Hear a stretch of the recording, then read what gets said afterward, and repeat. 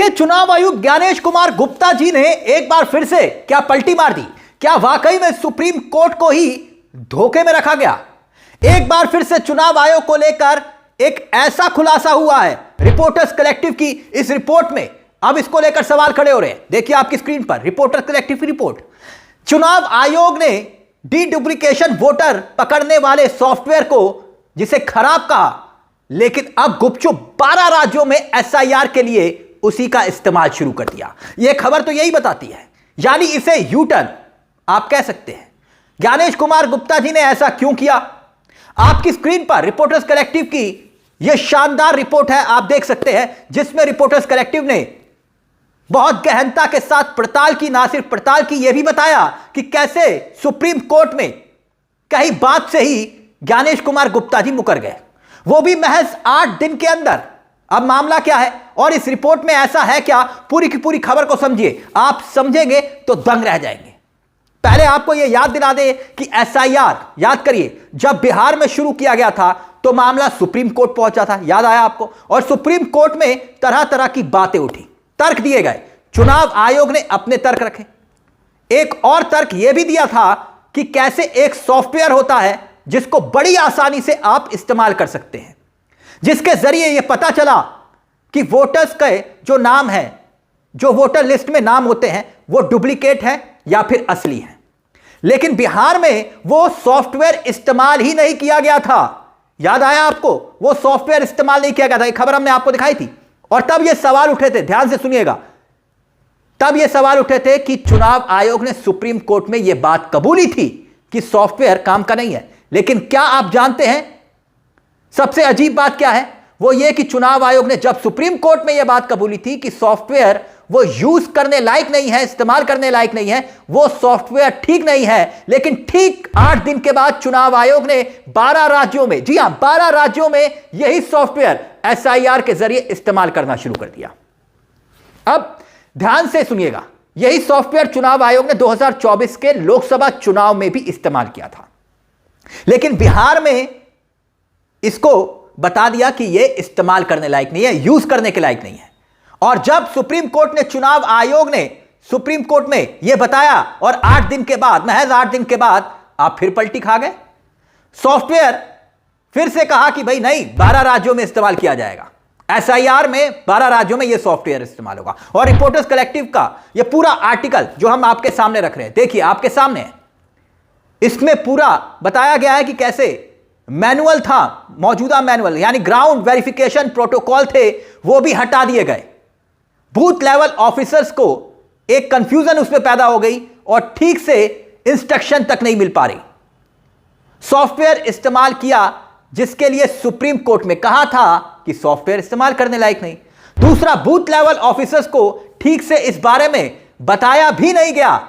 इसके लिए reporters collective के पत्रकारों ने जिस तरह से गहनता से जांच की है, वो रिपोर्ट आप जो देख रहे हैं, देखिए आपके सामने। उत्तर प्रदेश और पश्चिम बंगाल में बूथ लेवल ऑफिसर से उन्होंने बात की, यानी रिपोर्टर्स कलेक्टिव के रिपोर्टर्स ने बात की बूथ लेवल ऑफिसर से। अब याद कीजिए, हमने ही हाल ही में आपको एक खबर दिखाई थी पश्चिम बंगाल की, जिसमें हमने आपको बताया था कि बकायदा ईआरओस यानी कि इलेक्टोरल रजिस्ट्रेशन ऑफिसर्स जो होते हैं, उन्होंने चुनाव आयोग को और सीधे ज्ञानेश कुमार गुप्ता को बकायदा उनके दफ्तर को चिट्ठी लिखी। सोचिए, ईआरओ चिट्ठी लिख रहे हैं पश्चिम बंगाल के कि हमें बाईपास किया जा रहा है, हमारी कोई सुनवाई नहीं हो रही है, और सीधा सीधा जो नाम डिलीट किए जा रहे हैं वो सिस्टम डिवीजन के जरिए डिलीट किए जा रहे हैं।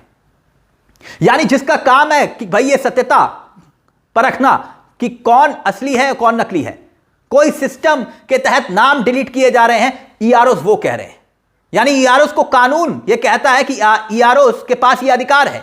ईआरओस ने बकायदा चिट्ठी लिखकर कहा पश्चिम बंगाल से, और पश्चिम बंगाल के सबसे बड़े चुनाव आयोग के अधिकारी को भी यह चिट्ठी लिखी।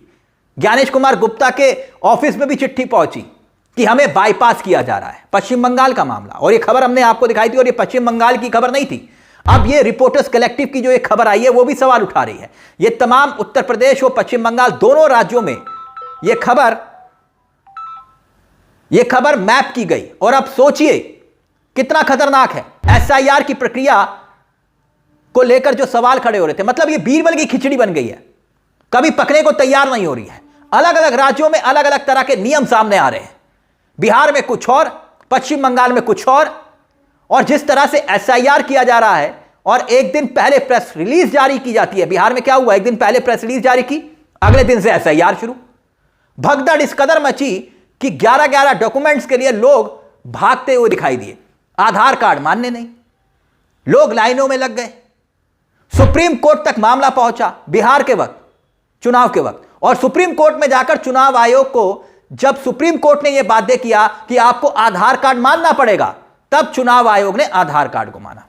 लेकिन तब तक कितना बवाल हो चुका था वो आपने देखा। और उसके बाद 12 राज्यों में बीएलओज जिस तरह से प्रताड़ित किए गए, किस तरह के वीडियोज आए, वो भी सबने देखा। चुनाव आयोग के दफ्तर तक प्रदर्शन हुए, वो भी सबने देखा।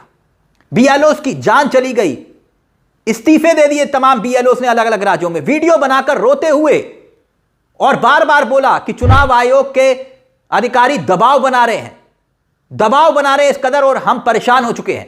तब जाकर चुनाव आयोग जागा और यह पूरा टारगेट जो था वो 31 दिसंबर किया गया। याद आया आपको? पहले कर दिया होता तो इतने बीएलओज की जान बच गई होती। और अब रिपोर्टर्स कलेक्टिव की यह रिपोर्ट अपने आप में सवाल खड़ा करती है। खुद चुनाव आयोग ने सुप्रीम कोर्ट में जिस सॉफ्टवेयर को नकार दिया, कहा कि यह खास नहीं है, अब उसी का इस्तेमाल चुनाव आयोग वही सॉफ्टवेयर, सेम सॉफ्टवेयर इस्तेमाल कर रहा है 12 राज्यों में। वहीं विपक्ष ने इस पूरे मामले को लेकर चुनाव आयोग को घेर लिया। अब देखिए कैसे चुनाव आयोग को कटघरे में खड़ा किया। कांग्रेस की पार्टी की प्रवक्ता हैं, बड़ा चेहरा है सुप्रिया शिनेत, वो क्या कुछ कह रही है देखिए आपकी स्क्रीन पर। ज्ञानेश गुप्ता ने फिर पलटी मारी। हाल ही में उन्होंने सुप्रीम कोर्ट में बताया था कि डीडुप्लीकेशन वोटर पकड़ने वाला सॉफ्टवेयर खराब है, लेकिन अब चुपचाप 12 राज्यों में एसआईआर के लिए उसका इस्तेमाल शुरू कर दिया। आगे वो कहते हैं कि पहले भी सॉफ्टवेयर को 204 संसदीय चुनाव में हर वोटर लिस्ट में लगाया गया था। वहीं सत्य हिंदी के संपादक हैं, वरिष्ठ पत्रकार हैं मुकेश कुमार, वो क्या कह रहे हैं देखिए आपकी स्क्रीन पर। मुकेश कुमार कहते हैं कि ज्ञानेश कुमार गुप्ता ने फिर खेल किया। उन्होंने सुप्रीम कोर्ट को हाल ही में बताया था कि डीडुप्लीकेशन सॉफ्टवेयर खराब है, मगर अब अचानक चुपचाप 12 राज्यों के एसआईआर के लिए उसका इस्तेमाल भी शुरू कर दिया। यह यू टर्न क्यों लिया गया, सुप्रीम कोर्ट को धोखा क्यों दिया गया, यह सुप्रीम कोर्ट ज्ञानेश कुमार गुप्ता पर अवमानना का मुकदमा चलाएगा। सवाल कुछ नहीं होगा क्योंकि सब मिली भगत से हो रहा है। यानी यह मामला कितना गंभीर आप समझ रहे हैं। अब इस मुद्दे को लेकर आप क्या सोचते हैं? इस पर कोई चर्चा नहीं होती, कोई प्राइम टाइम नहीं होता, कोई डिबेट्स नहीं होती है। एसआईआर को लेकर कितने गंभीर सवाल खड़े होते हैं, लेकिन कभी इस पर चर्चा होने की बजाय सिर्फ एक टॉपिक चलता है, हिंदू मुसलमान हिंदू मुसलमान। वैसे भी अब पश्चिम बंगाल का चुनाव है, अब समझिए कि कहानी यहां से शुरू होगी एक नई राजनीति की। मगर यह खबर अपने आप में कई सवाल खड़े कर रही है। रिपोर्टर्स कलेक्टिव की एक खुलासा ये रिपोर्ट। इस मुद्दे को लेकर आपकी क्या राय है हमें कमेंट बॉक्स में जरूर बताइएगा। मुझे तिलक चावला को दीजिए इजाजत। एक छोटी सी दरख्वास्त, अब तक आपने हमारे इस चैनल को सब्सक्राइब नहीं किया तो प्लीज सब्सक्राइब कर लीजिएगा। यह मंच आप ही का है जहां हम सिर्फ खबर नहीं दिखाते बल्कि खबर के पीछे की खबर भी बताते हैं। नमस्कार, जय हिंद, जय भारत, जय संविधान।